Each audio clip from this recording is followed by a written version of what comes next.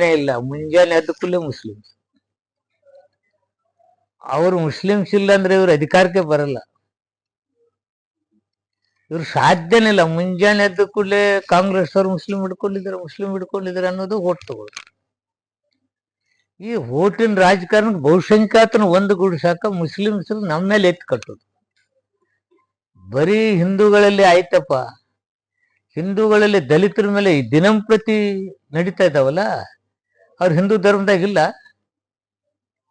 ರೋಷ್ ಹೋಗಿದ್ದಾರೆ. ಹಿಂದೂ ಧರ್ಮದಲ್ಲಿ ಇರ್ತಕ್ಕಂಥ ಈ ಮೂಢನಂಬಿಕೆ, ಇವ್ರು ಮಾಡ್ತಕ್ಕಂಥ ವಿಚಾರಗಳಲ್ಲಿ ದಲಿತರು ನೊಂದುಕೊಂಡಿದ್ದಾರೆ. ಇಷ್ಟು ವರ್ಷಗಳಲ್ಲಿ ನಾವು ಹಿಂದೂಗಳಂದ್ರು ನಮಗೆ ಮಂದಿರದಲ್ಲಿ ಜಾಗ ಇಲ್ಲ. ಬದುಕಿನಲ್ಲಿ ನಮ್ಮನ್ನೊಂದು ಬೇರೆ ಇಟ್ಟಿದ್ದಾರೆ. ನಾನು ಹಿಂದೂ ಅಂದ್ರು ನಾನು ಬೇರೆ.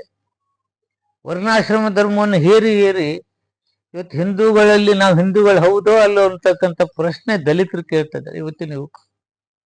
ಅದಕ್ಕೆ ಹಿಂದೂಗಳಲ್ಲಿ ಉತ್ತರ ಇದೆನಾ? ಹಿಂದೂಗಳ ಬಗ್ಗೆ ಇವತ್ತು ಯಾವತ್ತು ಮಾತಾಡಿದ್ದಾರೆ? ದಲಿತರದ್ದು ಎಷ್ಟೋ ಮರ್ಯಾದೆ ಹತ್ಯೆ ಕೇಸ್ಗಳಾಗ್ತದ. ಮಕ್ಕಳನ್ನೇ ಮರ್ಡರ್ ಮಾಡ್ತಕ್ಕಂಥದ್ದು, ತಂದೆನೇ ಮಗಳನ್ನು ಕೊಲ್ತಕ್ಕಂಥದ್ದು ಆಗ್ತಾ ಇದೆ.